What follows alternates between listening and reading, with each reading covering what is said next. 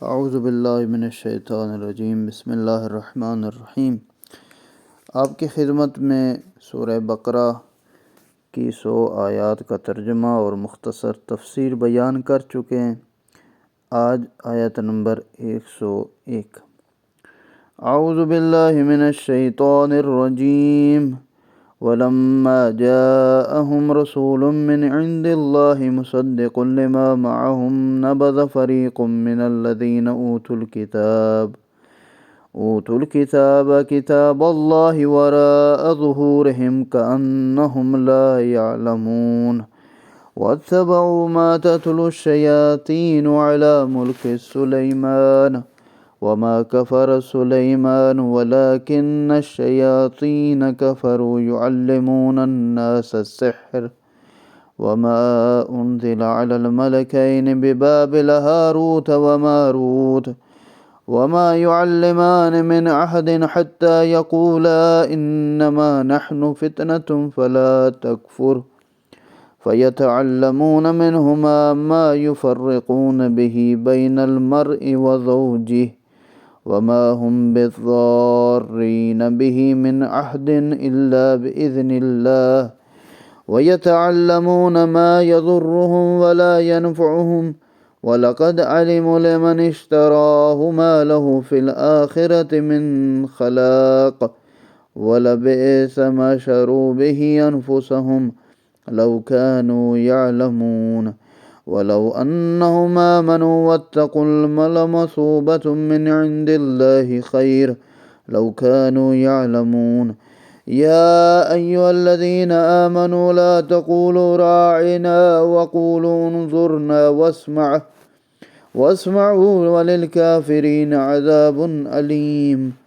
مَا يَوَدُّ الَّذِينَ كَفَرُوا مِنْ أَهْلِ الْكِتَابِ وَلَا الْمُشْرِكِينَ أَنْ يُنَزِّلَ عَلَيْكُمْ مِنْ خَيْرٍ مِنْ رَبِّكُمْ وَاللَّهُ يَخْتَصُّ بِرَحْمَتِهِ مَنْ يَشَاءُ وَاللَّهُ ذُو الْفَضْلِ الْعَظِيمِ۔ ذات پروردگار فرما رہا تھا کہ حضرت جبرائیل علیہ السلام کے بارے میں ذکر ہو چکا کہ وہ اللہ کی طرف سے ایک فرشتہ ہیں، اور پھر حضرت موسیٰ علیہ السلام کی ان کو نعمتیں یاد دلوائیں، ان کو کہا گیا۔ اسی طرح اب ذات پروردگار ارشاد فرما رہا ہے کہ جب اللہ کی جانب سے ان کے پاس ایک رسول آیا جو ان کے ہم موجود کتاب کی تصدیق کرتا ہے، تو اہل کتاب میں سے گروہ نے اللہ کی کتاب کو پس پشت ڈال دیا، گویا کہ اسے جانتے ہی نہیں ہیں۔ اور سلیمان کے عہد حکومت میں شیاطین جو کچھ پڑھا کرتے تھے، یہ یہودی اس کی پیروی کرنے لگے، حالانکہ سلیمان نے کبھی کفر نہیں کیا، بلکہ شیاطین کفر کیا کرتے تھے، جو لوگوں کو سحر یعنی جادو کی تعلیم دیا کرتے تھے، اور اس کی بھی پیروی کرنے لگے جو بابل میں 2 فرشتوں ہاروت و ماروت پر نازل کیا گیا تھا،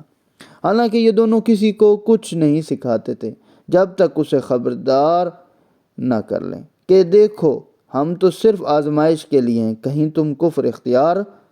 نہ کر لینا۔ مگر لوگ ان دونوں سے وہ سحر سیکھ لیتے تھے جس سے وہ مرد اور اس کی زوجہ کے درمیان جدائی ڈال دیتے، حالانکہ اذن خدا کے بغیر وہ اس کے ذریعے کسی کو ضرر نہیں پہنچا سکتے تھے، اور یہ لوگ اس چیز کو سیکھتے تھے جو ان کے لیے ضرر رساں ہو اور فائدہ مند نہ ہو۔ بے تحقیق انہیں علم ہے کہ جس نے یہ سودا کیا اس کا آخرت میں کوئی حصہ نہیں ہے، یعنی یہ جادو سیکھا، میاں بیوی کے درمیان جدائی ڈالی، کاش وہ جان لیتے کہ انہوں نے اپنے نفسوں کا بہت برا سودا کیا۔ اب تھوڑی سی مختصر سی تفسیر آپ کی خدمت میں اس کی پیش کرنا چاہ رہا ہوں، اور توجہ فرمائیے گا کہ حضرت ارشاد فرما رہے ہیں سلیمان کا زمانہ جب تھا تو 2 فرشتے آئے، اور ان ہاروت و ماروت نام کے، اور انہوں نے غیر عربی نام ہے یہ دونوں ہاروت و ماروت،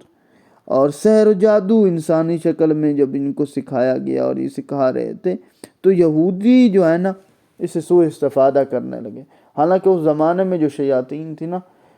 شیاطین تھے وہ لوگ یہ کام کرتے تھے، نقصان پہنچاتے تھے۔ اللہ کی طرف سے فرشتے آئے اور انہیں سکھایا، اور انہوں نے اس کے بدلے میں پھر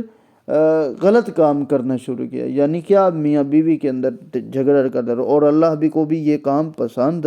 نہیں ہے۔ اور اگر وہ ایمان لے آتے اور تقوی اختیار کرتے، یعنی جنہوں نے یہ کام کیا توبہ کرتے ان کی بات، تو اللہ کے پاس اس کا ثواب کہیں بہتر ہوتا، کاش وہ سمجھ لیتے۔ اے ایمان والو، راعنا نہ کہا کرو، بلکہ اس کی جگہ انظر نہ کہا کرو، اور رسول کی باتیں توجہ سے سنا کرو، کافروں کے لیے تو دردناک عذاب ہے۔ یعنی قرآن مجید میں تقریباً 80 مقامات پر الفاظ میں مومنین سے خطاب کیا۔ یہ سب آیات مدنی ہیں۔ علامہ طباطبائی رحمۃ اللہ صاحب تفسیر المیزان کے نزدیک خطاب کا یہ انداز اس امت کے لیے اعزاز ہے، ورنہ دوسری امتوں کو قرآن لفظ قوم سے یاد کیا، جیسے قوم نوح، قوم ہود، قوم عاد،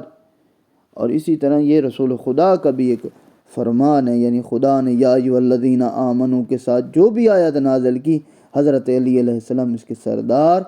اور امین ہے۔ اب یہ آیت جب نازل ہوئی تو اس کی وجہ نزول کیا تھی؟ اس وقت حضور کی توجہ مبذول کرانے کے لیے کہتے تھے راعنا، یعنی ہماری رعایت فرمائے کہ ہم سمجھ نہیں سکے، ہمارا لحاظ فرمائے، تو دوبارہ ارشاد فرمائی۔ بس یہودی بھی انہی علمی مجالس میں شریک ہوتے تھے، اس لفظ کو شرارتاً حضور کی شان میں توہین کے طور پر استعمال کرتے تھے۔ بعض مفسرین کے نزدیک تو وہ رعنا کو الرعونتوں کے حوالے سے احمق اور بے وقوف کے معنی میں نعوذ باللہ استعمال کرتے تھے، اور رعنا کی جگہ ہمارا چرواہا بھی استعمال کرتے تھے۔ اس لیے اللہ نے کہا رعنا کا لفظ استعمال نہ کرو کہ ہماری طرف دیکھیں، رعایت کریں، دوبارہ کہیے، فرمائے انظرنا، ہماری طرف دیکھیں، لفظ انظر نہ استعمال کریں۔ اس لیے خدا نے کہا کہ ایسے کریں۔ اب کیا ہوا؟ فرمایا کفر اختیار کرنے والے، یعنی جنہوں کافر، یعنی یہودی اور نصرانی کی بات اختیار کرنا، خواہ اہل کتاب ہوں یا مشرکین ہوں، چاہے یہودی یا نصرانی ہے یا کوئی اور مذہب سے تعلق رکھے، اس بات کو پسند ہی نہیں کرتے کہ تمہارے رب کی طرف سے تم پر کوئی بھلائی نازل ہو۔